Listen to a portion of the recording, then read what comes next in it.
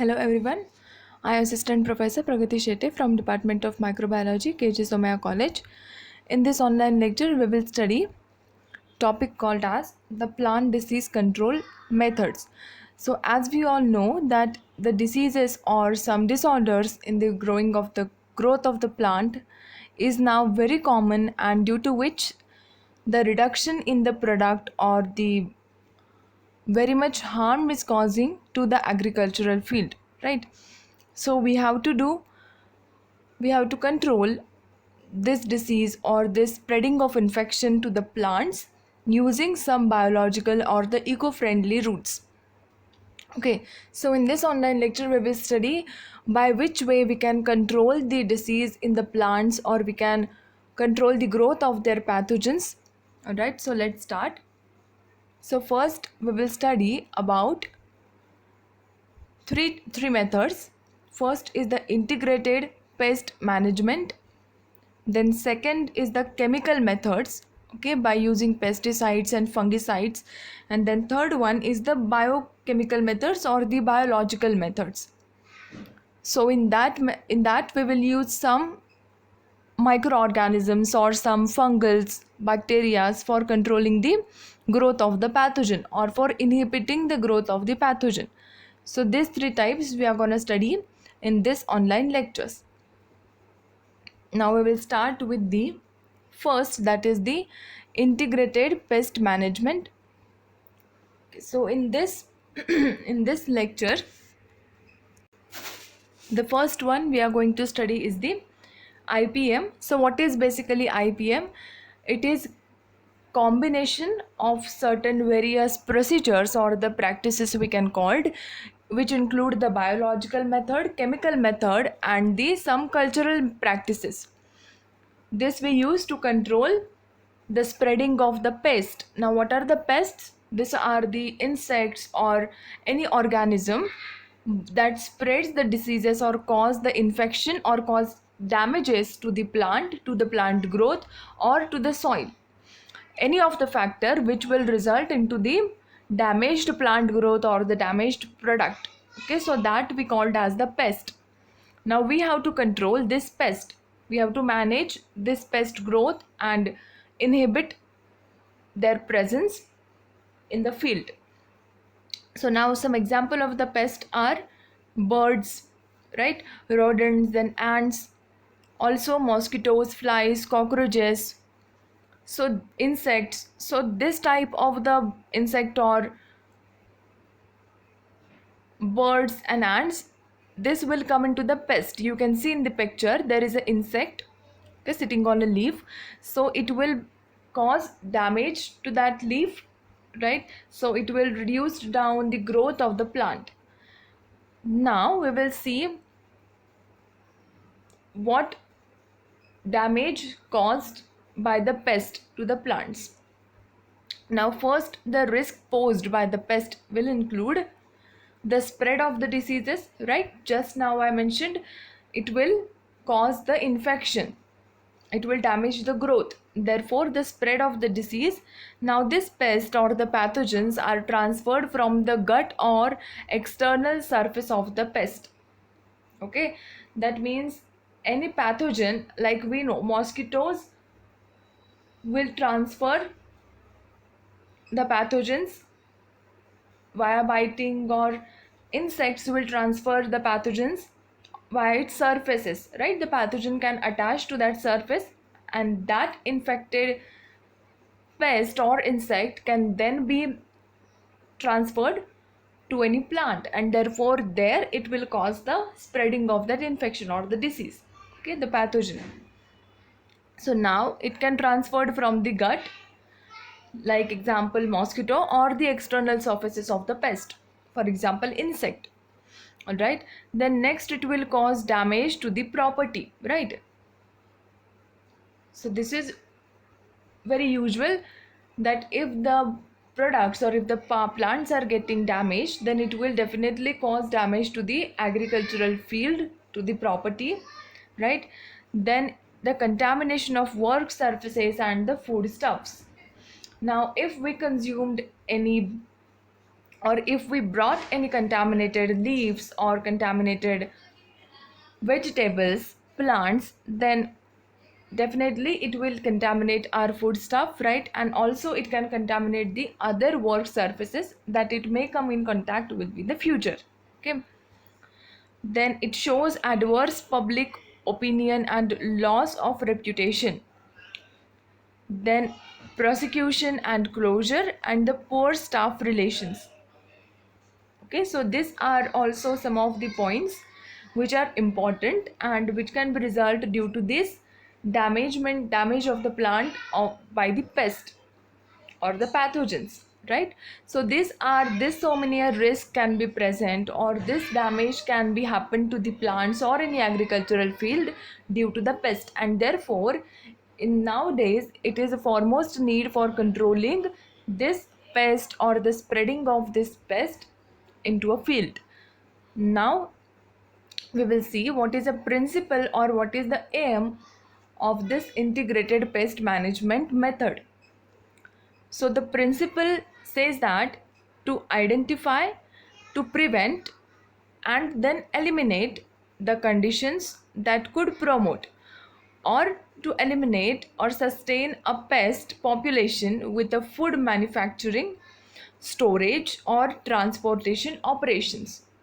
So this is the principle underlying this IPM method. Okay, we are studying integrated pest management. So it will be integrating the various fields such as in the chemical methods, some of the biological methods. Okay, so it will have the certain proper protocol that we will see now. So first principle is saying that it is a method which use first that identifies the pathogen, then it will prevent that pathogen, and then it will eliminate, then it will just remove, okay, completely the conditions that could promote or sustain a pest population. So what we are going to do, we will first identify who is causing the damage. Once we have identified that, then we will move forward towards prevention. Then we will prevent the growth of that pathogen. And once we have prevented the growth, then we will completely eliminate the conditions. Okay, we will identify the conditions, that which conditions are responsible for having its presence of the pathogen or for causing any disease. So what we will do, we will now eliminate and remove those conditions, okay, that promote the growth of the pathogen or the pest. Okay, now we can do that via the manufacturing, food manufacturing, via the storage or the transportation operation, right?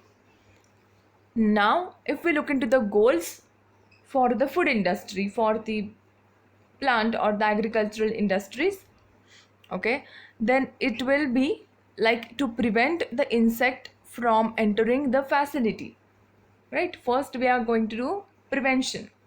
We will prevent the insect or the pest from entering into the main area of the plant or any agricultural, okay, crops. Next, to keep insect populations from increasing or becoming established in the production stream. Then third one, to suppress the insect where prevention has been unsuccessful.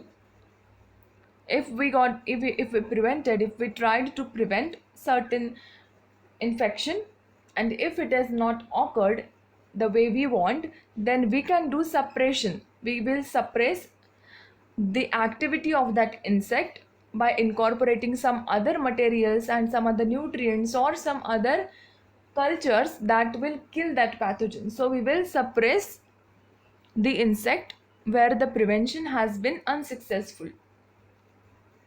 Okay, then what is the last goal? To monitor the environment for evaluating the effectiveness of the prevention program. So we will monitor the environment for evaluating then after once we have done with the every step in the integrated pest management, then we have to check whether our management of its pest is has been really successful or not, and for that we have to evaluate the whole system, right? And therefore we have to monitor the environment for evaluation. Okay, and then we will able to determine the effectiveness of this prevention program. So this is the principle and these are the goals underlying the integrated pest management. Now we will see what are the steps in the implementation of the IPM. So the steps will be including, okay, so by this way we will proceed in our integrated pest management program. So first we will inspect, right? We will inspection. In that we will able to determine, or we will able to know that which conditions are responsible for controlling the pathogen or for promoting the growth of that pathogen. Then second, planning preventive strategies. Now once we are knowing that these conditions or this much conditions are responsible for controlling, for promoting the growth of the pathogen, then we will plan a program, okay, or certain actions that will help to reduce, that will help to eliminate such conditions. Then third, identification. Now we will identify particular, okay, which conditions are responsible. Then we will analyze that conditions, okay. Then treatment selection. Then we will select a treatment, either biological way or chemical way, okay. Then we will monitor our treatment which we were incorporated. Then we will monitor the implemented treatment. And then documentation. Then we will document everything, starting from the planning, which plan we used and which techniques we used, okay, so that everything, and then we can compare the previous results that without the IPM and now the results after incorporating the IPM. Okay, so this is the basic protocol and these are the steps. With this tells us that how we should proceed, okay, if we are using the integrated pest management program. Now we will see each step one by one. The first is the inspection. So what will come under the inspection? It is basically the most important step in the IPM because it is the starting step, and this step only will tell us, okay, that how we are going to carry out further actions and how we have to schedule, right, schedule our plans and our strategy. So the cornerstone of the IPM program, okay. Now the for food processor weekly inspections are common, and some plants inspect even more frequently. So as we know, in the food industries or any plant industry, there is more chances for getting contamination. So in such places it is very common that in a week, okay, once in a week or twice in a week, the food inspection of that plant is mandatory, so that we confirm that the conditions are falling under proper desired limits, standards, okay. Then the routine inspection should focus on the areas where pests are most likely to present. First is the receiving docks, then storage areas, employee break rooms, and then the fourth one where the pest can be present is the sites of the recent ingredient spills. Okay, so this some of the areas where the pest can be present most of the times. So in such places the inspection should be carried out. Then to identify and potential entry points, right? Now in the inspection these points will come, that to identify which are the areas, okay, then once we have identified which areas, then we will identify that from where the pathogen or the pest are coming inside, okay, from where the pest are getting entry. So now we will have to determine the entry point of the pest, then entry of the food and water resources and harborage zones that might encourage the pest problems. Okay, so this is about the inspection step, the first step in the protocol of the IPM. Okay, now after inspection, now we have determined which are the areas are responsible, okay, for this pest presence and which is the potential entry point.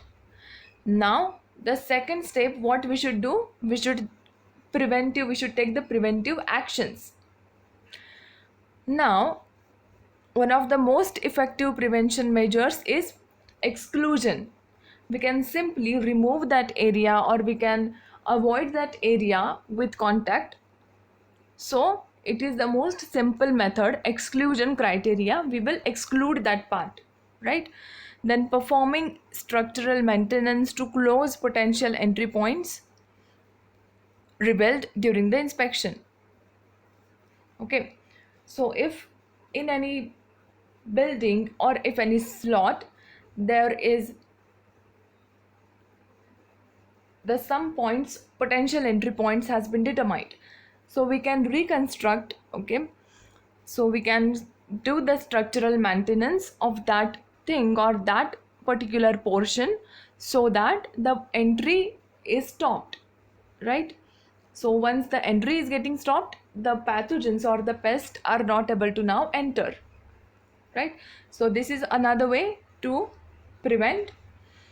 Then third, sanitation and housekeeping will eliminate potential food and water sources and thereby reducing the pest pressure. So if we maintain the good sanitation practices and the good housekeeping, okay, then that will also eliminate the potential food and water sources, okay, on which the pests rely for their growth. So if we eliminate that only, then we can reduce the pest pressure. So these are the two main starting steps. First is the inspection.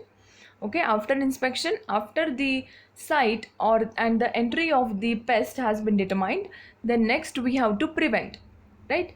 Then second step is the preventive actions that we can do with the help of exclusion criteria, with the structural maintenance, and third is the sanitation and the housekeeping. Okay, so in this online lecture we studied the integrated pest management. Okay, in the integrated pest management we saw what are the pests, then the principle of the IPM, then goals of the IPM. After that we studied the main protocol or the procedure, how we will proceed in the IPM, that we studied. After that we saw two main steps, first two steps, that is the inspection and the preventive action. I hope you understood this online lecture. If you have any doubt regarding this, please ask in the comment section. Thank you for watching.